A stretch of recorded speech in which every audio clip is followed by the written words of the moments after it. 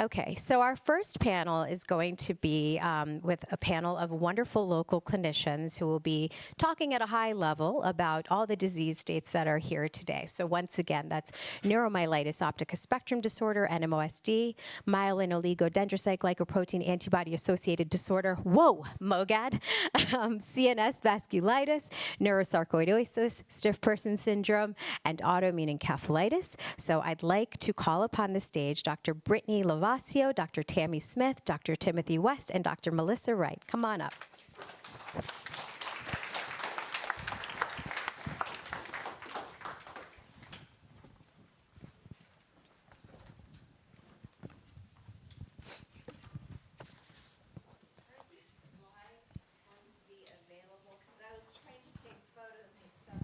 Yeah, so all of our sessions are going to be recorded and available for replay on our website and on YouTube. We will send you all the links.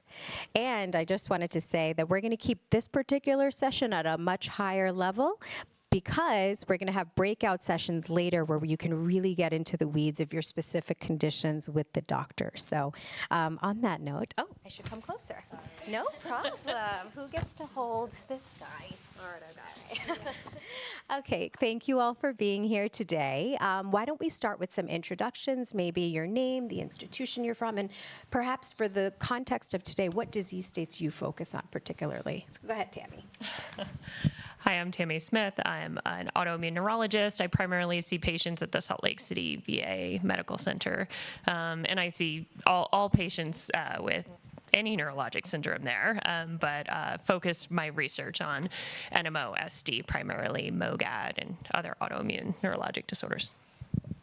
And I'm Melissa Wright. I'm a pediatric autoimmune neurologist. So I see all autoimmune neurologic conditions, but just by nature of seeing pediatric patients, I see mostly MOGAD and autoimmune encephalitis, some NMOSD mixed in there as well, less frequently stiff person syndrome, but occasionally. My name is Timothy West. I actually work at Intermountain Health. I'm actually down at the Salt Lake Clinic, although that may change soon.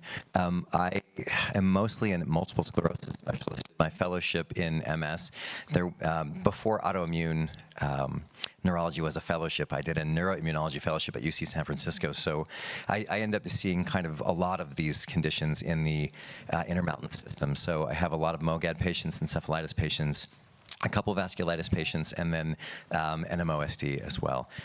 MS being the most common of the neuroinflammatory disorders. Most of my world is in neuroinflammation, and then these kind of roll into that as well. My name is Dr. Lovascio. I'm over in Boise, Idaho. I work with the St. Luke's healthcare system. Similar to Dr. West, I am neuroimmune trained and see mostly MS, but also heavily trained in NMO and MOGAD, so see many of those patients. And then I do also have some autoimmune encephalitis, neurosarcoid, and a few stiff persons. So I see the breadth of everything, but mainly MS. Okay, so I'm going to ask, you can decide who talks about what, but if you could provide a high-level overview of these conditions, so a simple description of the disorders, how it's diagnosed, and how it's treated. So let's start with maybe NMOSD and MOGAD. Who wants to tackle that? Sure, I'll jump in here. So NMOSD and MOGAD. So MOGAD used to fall under the umbrella of NMOSD, but now we have it discretely segregated out based on the presence of antibodies to MOG. But both of those probably in the olden days were mistaken as different forms of MS, so sort of like a demyelinating disease. And in the early 2000s, when the antibody recognizing AQP4 was discovered, we were able to sort of segregate out patients with AQP4 positive neuromyelitis optica from the other demyelinating disease patients. And then more recently, the MOG antibody was sort of discovered and became commercially available for testing so that we could use that to separate out those patients as well. But patients with these disorders often can get optic neuritis. They can get something called transverse myelitis, acute disseminated encephalomyelitis in the patients with MOGAD. Excuse me. No, that's okay. I don't use disposable bottles.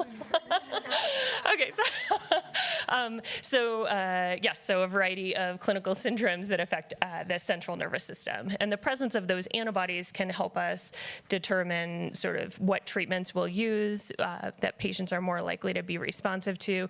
And they're also important for helping enroll patients in clinical trials. So we have homogeneous populations to help understand what therapies will be useful for those patients in the future. Stiff person syndrome?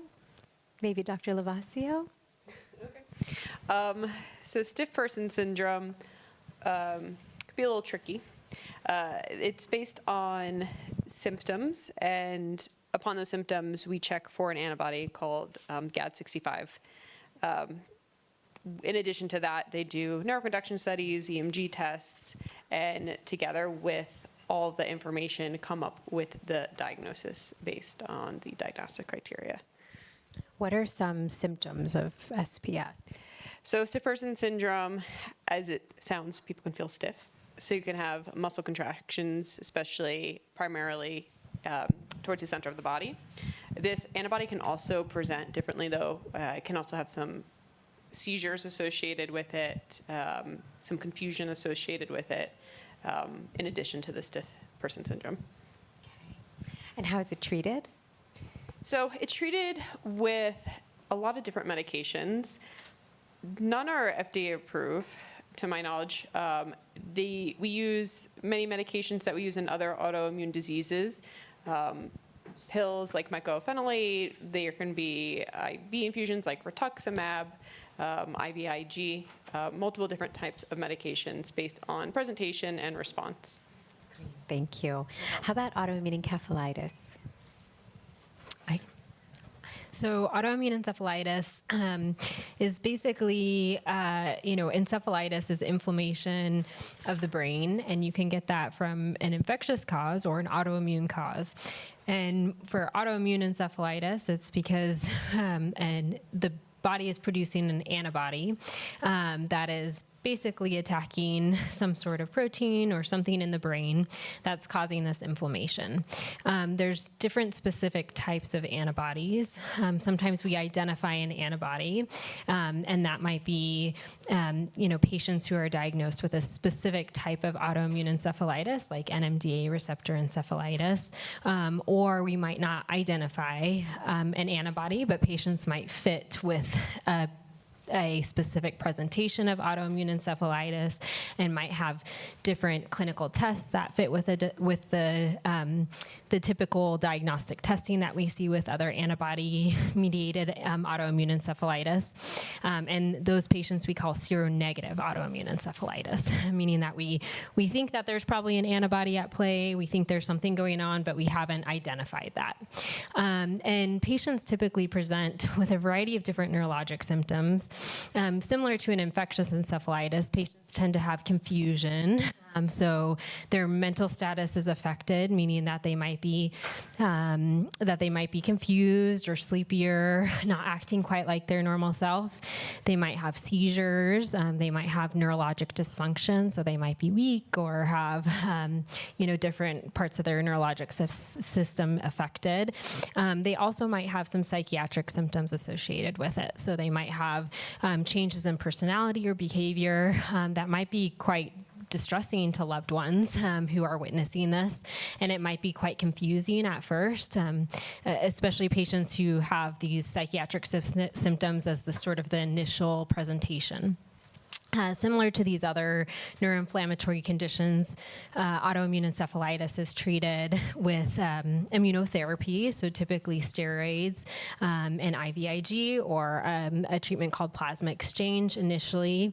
And then oftentimes, if patients don't respond to these treatments, we use other kind of stronger immunosuppressant medications like rituximab as well for treatment. Thank you. So thorough.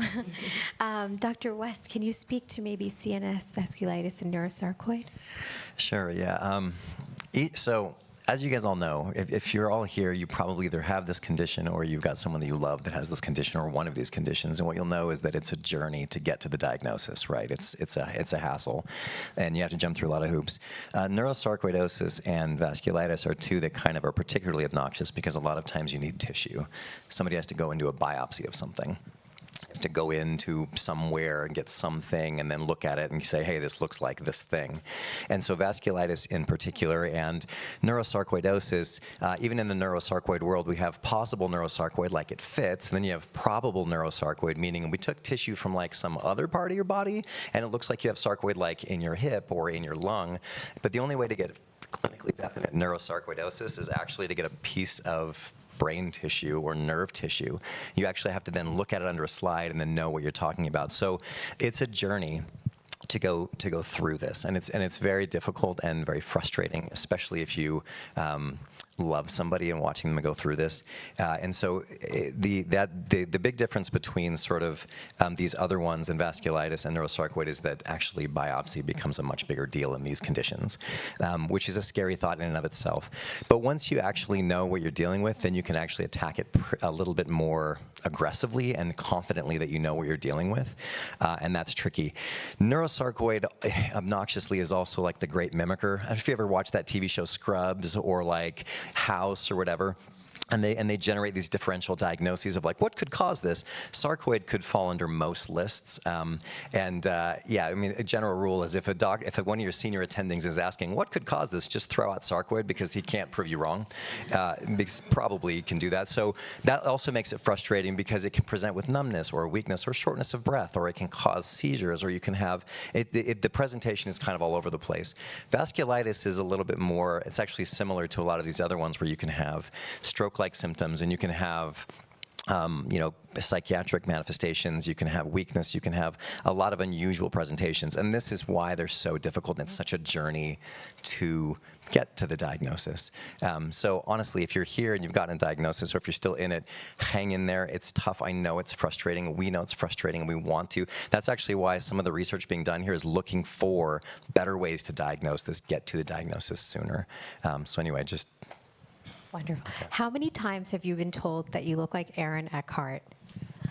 You know, I have this like pan-Germanic thing. I get told I look like a lot of people, and actually, usually I look them up, I'm like, yeah, I kind of see it. So yeah, actually, if I have a full beard, I look a little like Conan O'Brien, so there's some Irish in there too. But the one I get the most is Boris Becker, which is weird. So if you have that, but that's an older reference nobody knows who Boris Becker is anymore. But he was, yeah, some people do, yeah. Yeah, so I kind of, yeah. I was looking at you, I was like, how do I know him? I was like, he looks like Aaron Eckhart. Yeah, but when I go to like the European conferences on these kinds of things, people ask me for directions. I'm like, I'm not from here, but I kind of look like I'm in that area. Anyway. Well, thank you all for those very, very thorough descriptions. So the next question I have is, although these are all their own unique disorders with their own set of challenges and whatnot, what are some areas of overlap with these conditions, whether they're symptoms or, comorbidities, challenges, the doctors, treatments? Any one of you can take it. I hate to like talking. Yeah, but so I was thinking about this whole weekend. My story is my mother has MS, and she was diagnosed in the 70s. And if you know much about multiple sclerosis, there's a lot of treatments for it now, but there wasn't any until 1993.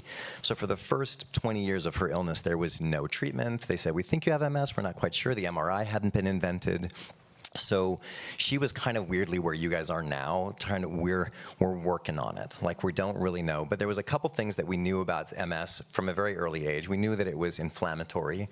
So we knew that there was white blood cells that are mad, that are attacking. So one of the things that's common in almost all these conditions is that somebody at some point has probably offered you steroids. Probably. And this is exactly where MS was in the 70s, which is, here's a bunch of steroids, we're not sure what else to do, but we think this helps. And it does help on some level. And in some of these conditions, that's where we are. Steroids seem to be the thing. We're working on better medicines. In the MS, it took a long time. Now we have a lot more options. And actually, some of those medicines we are using in some of these conditions because, when the tide rises, all the ships rise. And when one autoimmune condition gets worked out, we can actually learn from that. In fact, a lot of our MS meds come from rheumatoid arthritis. And actually, like some of the MOGAD meds, come from things like rheumatoid arthritis, and from things like myasthenia gravis. Like, these are medicines we use in other conditions. One of the similarities is that in all of these scenarios, the immune system's mad. In all these scenarios, we're not entirely sure how to treat it specifically, but we know that we do have tools to try and diminish the immune system. And so some things you guys are going to all relate to, and that's like how prednisone feels. Satan's Tic Tacs, as I call them. I think the other thing that is probably universal for patients is the uncertainty. I think, Dr. West alluded to the diagnostic journey that patients go through, which I think is also universal. But even after a diagnosis is made, I think I forgot to mention that I work here at the University of Utah in primary children's, and I know a few of my patients are here. One thing that I probably say a lot in my visits with patients that they can probably attest to is we don't know. We just don't know. And I say that a lot because it's just true. For a lot of these conditions, even once we make a diagnosis, there's a lot of uncertainty in terms of prognostication, in terms of thinking just of MOGAD. Patients who have a one-time episode and they are diagnosed with MOGAD, the uncertainty for families of, am I going to have another relapse? Is this going to be relapsing MOGAD, or is this just a one-time event? And then patients with autoimmune encephalitis, when they're in the thick of it, am I going to get, family members thinking, are they going to get fully better? Are they going to be in the smaller percentage of patients that don't get better? Or is this going to take years to recover from? There's just a lot of questions for patients. And I think for every single disease process out there in our realm of neuroinflammatory disorders, there's a lot of questions and a lot of questions to be answered through research in the coming years. And so I think that can be really challenging, going through that diagnostic journey, but then even once that diagnosis is made, having a lot of questions. And some of it is just owing to the fact that these are such new diseases in terms of us understanding them more. Some of them we only newly have diagnostic criteria, or some of them we're still trying to figure out the diagnostic criteria for. And so that can make things really challenging. And I like the analogy of sort of relating it to MS, because I think, we look at this field as sort of being a little bit behind MS in terms of where we're at. And so a lot of exciting things in the future in terms of research and where this field can go, but still a long ways to go. I just want to add one more thing too, and I feel like many of you experience this, is the process of getting on treatment. A lot of these diseases do not have FDA-approved medications. A lot of these medications are generic, so there might not be a huge push to get them through clinical trials. And so the biggest thing is advocacy. Finding, we try very hard to advocate, to fight insurance, spend hours, fighting with them on the phone, through letters, but also U.S. patients can also help that fight, not only with the insurance companies, but also with local politicians. And I, went to D.C., the American Academy of Neurology has a thing where neurologists go to D.C. every year, and when I'm there, I meet patients who go too, and there's always these opportunities to advocate for this and to advocate for coverage for your medication, because that's one of the biggest burden for a lot of these diseases as well. Yeah, and just as hard as it is, I can't even imagine to have a doctor tell you, we're not exactly sure what's going on. It could be this, it could be that. I think it's important to realize that as patients and family members, participating in research is really the biggest way to help us have better answers in the future. And that's a big ask when you're already kind of in the weeds trying to figure out what are the next steps for you personally. But just knowing that you have the power through participation in research to have us have better answers for the next patient we see. So I just want to thank everyone who does participate in research so that we can have better answers, because we hate telling you we don't know exactly what the right thing to do is, and we do want to do better in the future. So great. So for all of the conditions that are represented here today, can you share one or two key challenges as well as things that provide you with hope? So maybe we can start with AE. Anyone? With AE. Okay, AE. So again, So I'm about to turn 50, so I've been doing this for a bit. Yeah, so it's a big moment. Thought not one you want to celebrate, but I'm excited I made it to 50. That's good. But the idea is actually when AE, I remember, was kind of a new idea, and a lot of these antibodies, these very specific antibodies, have actually been worked out since I already finished my training. So I've actually had to go back and review, like, what's this new, like this, it's always like a word salad, like VGKC, NMDA. Yep. Yeah, my mic's not working. Maybe a little bit. We switch over. It's on. Can you hear this one better? No. Better? There we go. No? Sometimes. Pretend you muted it. Get rid of that one. Perfect. Yeah, so what gives me a lot of hope is that we're getting more and more specific with these antibodies. There's more and more antibodies getting more and more specific. And once you actually have a way to sort of split out the condition, then you can actually have a better way of researching it, and therefore a better way of finding more focused treatments. I know this sounds, again, weird, but you got to go back to, like, historically, back in like the 70s and 80s, MS was like one thing, and almost all these things would have fallen into that basket. Now we know that they're separate, so as you separate them out, you can now study them a little bit better and have a better answer. So that gives me a lot of hope. A particular challenge is that there are still things that we don't know. So you'll have a person that'll come in and they'll sit down and you're like, this looks like an encephalitis. I check the antibody panels and it's negative, and you're like, well, okay, I don't know what it is, but we're going to give it our best chance. And you'll often hear us say, we're not sure, we don't know. We say this a lot, but our best guess is that it's in this realm, and that is a big challenge. It's a lot to ask of a patient, and it's difficult for us. We'd love to know the answers, but I love that there's a lot of research going into parsing these conditions apart, because the more specific you are, the better you can get a really specific medicine. How about SPS? I can jump in. So we're talking about challenges. And hope. And hope. Okay.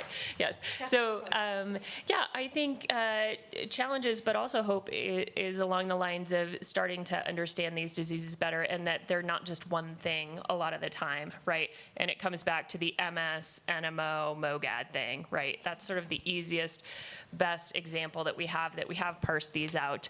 But I think even within any single disease, like stiff person syndrome, there are different antibodies that are associated with that can cause it. And then there are some people who respond just to symptomatic therapy, and others who don't even respond to strong immunosuppressive therapy, right?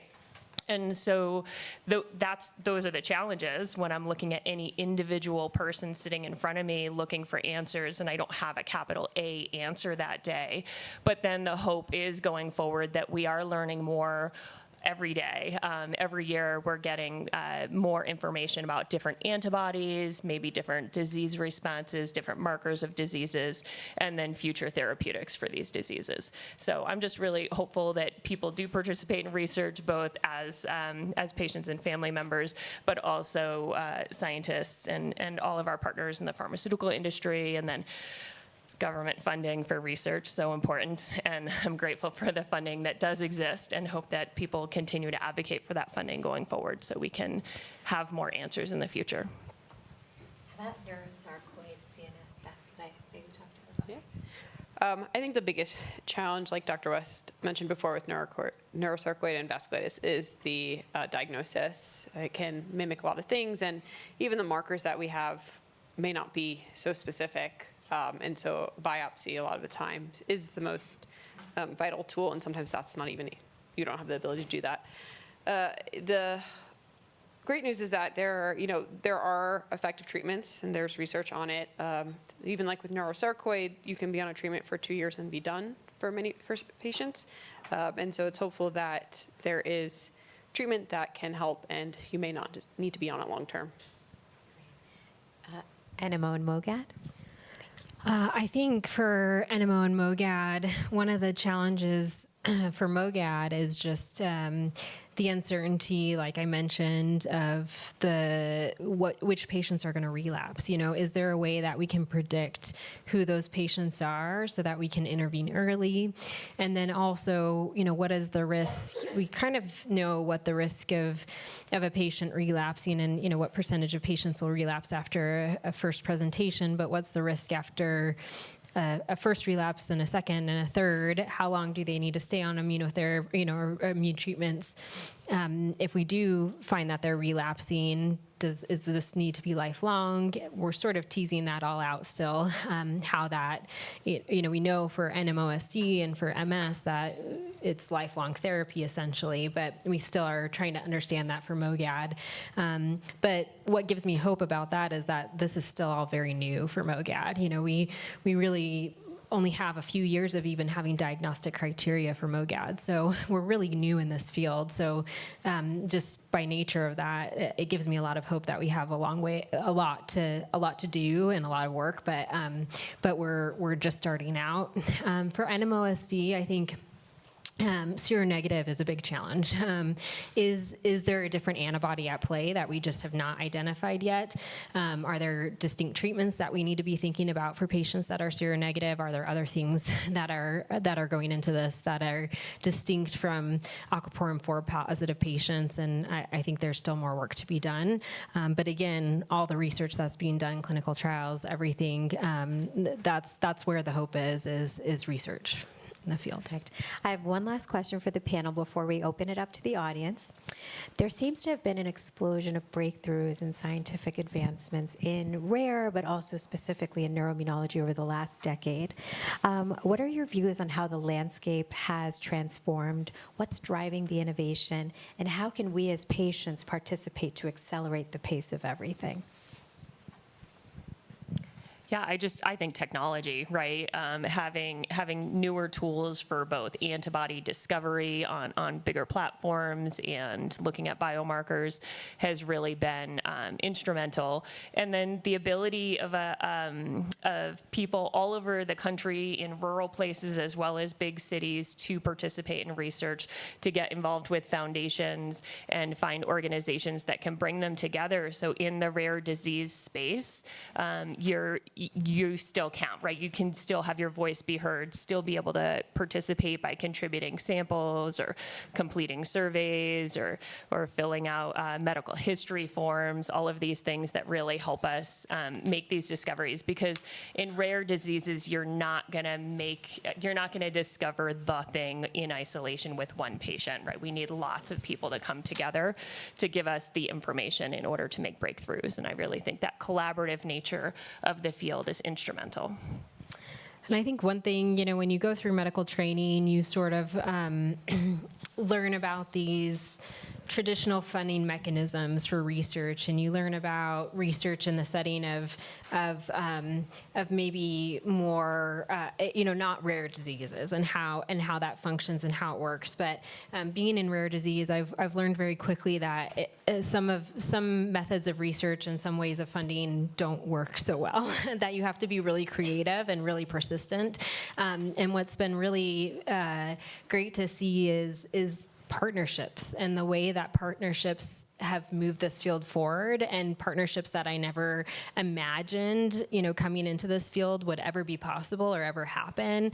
You mentioned with the PCORI grant and things like that, just seeing different fields and different partnerships come together with pharmaceutical and industry and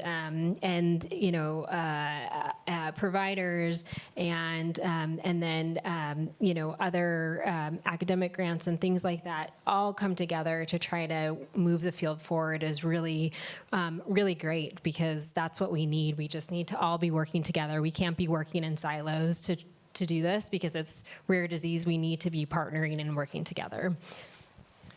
Not to put too fine a point on it, but like this. Like this is huge. The Sumaira Foundation, what you guys do is incredible. It brings people together, industry, education and awareness is massive. All of you are learning, and I would hope nobody here has all of these diseases. If you do, I'm really sorry. But you're learning not only about the condition you have, but about the struggles that you have in common with other conditions, and that education and awareness is huge. It's massive, and you can pass that on and also advocate I would actually come back to whatever you can do to lobby your local Congress people and senators to get funding. There's recent slashing in funding for research. Research is a horribly bad idea. When research gets cut, we all lose, and this is a thing that you guys can do. And I also have lobbied at the Utah legislature and at Nevada and California and in Congress, and it does work. And actually, as weird as it is, they don't really care about listening to docs. They really want to hear from you guys. I'm living with this. I'm your constituent. This is the struggles I'm having in your backyard. Help me. It's incredibly powerful. If you have that opportunity, I would go for it. What was the question again? It was such a long one. It was just like, so much has happened. What do you attribute that to? Oh, yeah. And how No, can I definitely think it's awareness and reaching out access, even something simple as internet. People who haven't had access to all this knowledge and research now can Google their symptoms, and they can sometimes diagnose themselves and reach out to a provider. So I think, the squeaky wheel gets the grease. Be loud, speak up, spread the word. Both the politicians, but in general, even on the internet, so people become more aware, and you're helping other people by doing so. We have time for about 3 questions from the audience. So does anyone have a question for any of these doctors up here? Okay.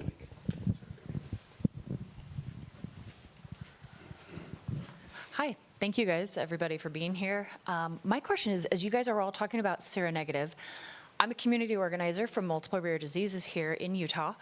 So there are about 2,000 to 3,000 patients that I interface with. I see a lot of seronegative diagnostics happening, but for conditions that I thought were more understood, frankly, RA, lupus, MS.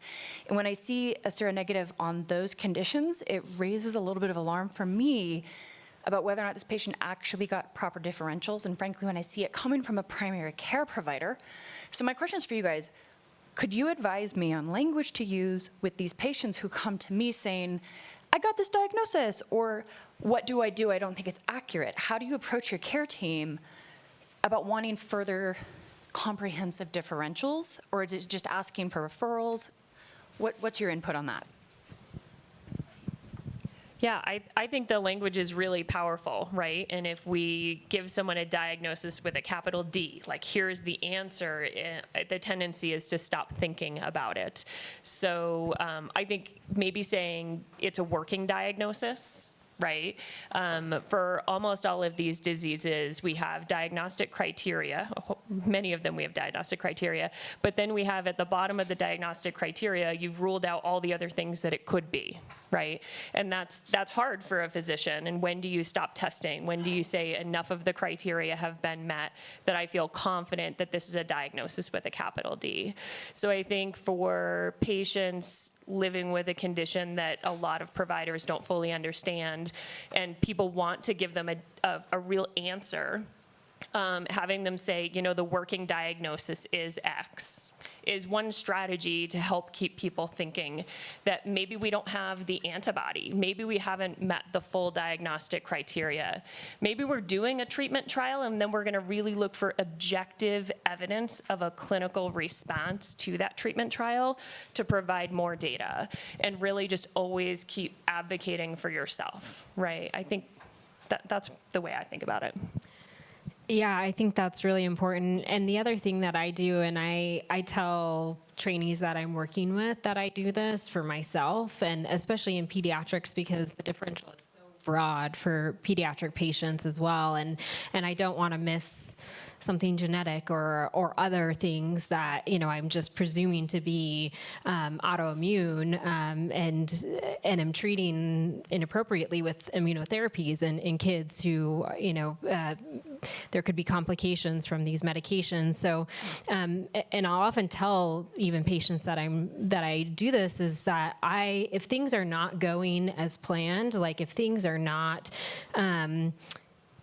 even if we make this diagnosis, and I'll often put in my note, presumed seronegative. And I do that for myself because if I start to get just confident in this diagnosis, then I might not keep thinking about it. And if things are not fitting, with that treatment trial, if it's not going well, if it's not, going as expected or the patient's not responding as expected, then to me that just keeps reminding me, keep thinking about this, keep doing more workup, keep that differential in your mind, and don't just get locked in on the single diagnosis. Because if it's not fitting with that, just don't just get anchored on this. So I think that's really important to, for me, for myself, just to keep that differential open. I'll just reiterate that. I would say advocate for yourself, and especially if you're a loved one, advocate for your loved one. Hey, just ask questions. And if the doctor doesn't want to hear the questions, I know this sounds terrible, but doctors are like medicine. We all have our own side effects. And if your doctor is irritating you, like giving you a rash or whatever, like get a new doctor. And I mean that. Like this, especially in this realm, that often ends up being an impediment. And I don't think any doctor wants to be an impediment, but sometimes our own personalities and egos get in the way. Don't let that get in the way of your diagnosis. So you can ask questions. You can always get another opinion. It's okay, and it's fine. Like if your doc has a problem with that, then maybe we should find another person who's willing to work with you, because it's a journey to get diagnosed. Thank you. Any other questions in the audience? Wow. Okay, right here. Oh, there's one back there. Okay.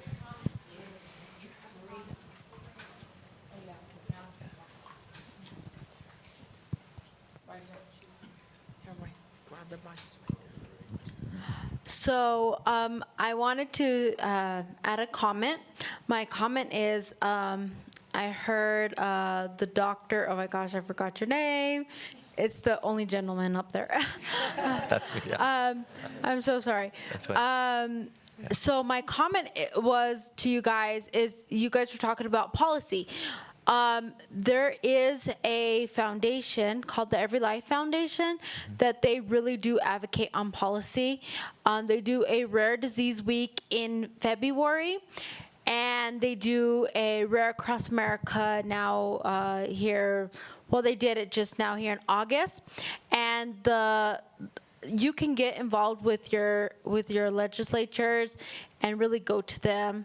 That's the picture that Samara was actually showing up there on Capitol Hill, where we went and spoke to our legislatures. And so you can go in person in February, and then in the summer they do it virtually. So I encourage patients to check it out, and you'll have a great experience. But it's very, very important that we advocate to our legislatures to see if we can get more funding, because it's we can't go anywhere with empty pockets. So the only way we can get our pockets full is, of course, putting more pressure on our legislatures and letting them know that, hey, we're here and we're not going anywhere, and we'll continue making a difference by just putting pressure on them.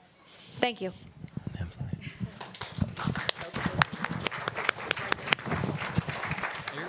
So perhaps related to that comment, many of these conditions are not in the position of having an FDA-approved therapy.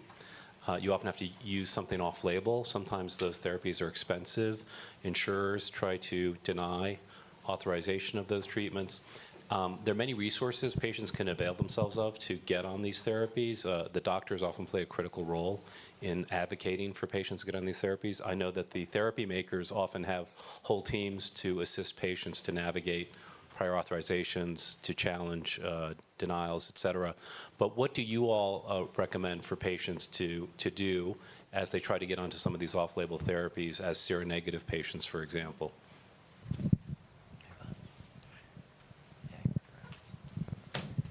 I think it's really challenging, and especially in pediatrics, working in the realm of pediatrics, we don't have FDA-approved medications for a lot of different things, like even in multiple sclerosis. So it can be really challenging. I think as a patient, I would say make sure that you are partnering with your physician. Like, make sure that you feel good about that relationship, because it really does take the physician advocating for you, especially in my realm. Like we really have to, it's a team with the families. And make sure that you are staying kind of up to date in the process and clear on what the process is. So like I have a team, I have my prior authorization team, I have Regina, who is here today, who's my nurse coordinator, who is, I would not survive without her in the process, getting patients on therapies. And she is excellent at keeping families in the loop of where we're at in the process, but I understand not everyone has that. So making sure as a patient, you understand the process. So when you're going to a doctor's appointment and they say, we're going to be starting this medication, ask, when should I follow up next? Like, what is the process? And say, like, what is the expectation of how long this will take? Because sometimes we have patients who, say, get to their next 6-month follow-up and say, I didn't hear anything. And something happens in the process of, from A to B, the physician putting in the request with prior authorization and it falls through. And of course, the doctor doesn't know that happens. And so making sure that you know what the expected time frame is so that you can follow up. We just like to have as many layers. There's sort of the idea of the Swiss cheese. If there's multiple layers of it, then if there is a hole, then something else will catch it. So if everyone sort of has a plan and has an idea of how we can, if something falls through, then how we can catch that and make sure there's multiple layers of trying to catch and keep things moving forward, that can be the best way to make sure that things continue to move forward. And of course, there's always things that come up even with that. And even with Reggie can tell you with weekly check-ins, even sometimes with families, it doesn't work well as we think that it should, or there's still major hiccups. But I think having a really set plan with the provider that you're working with and saying, how are we going to get me started on this medication? What do I need to do?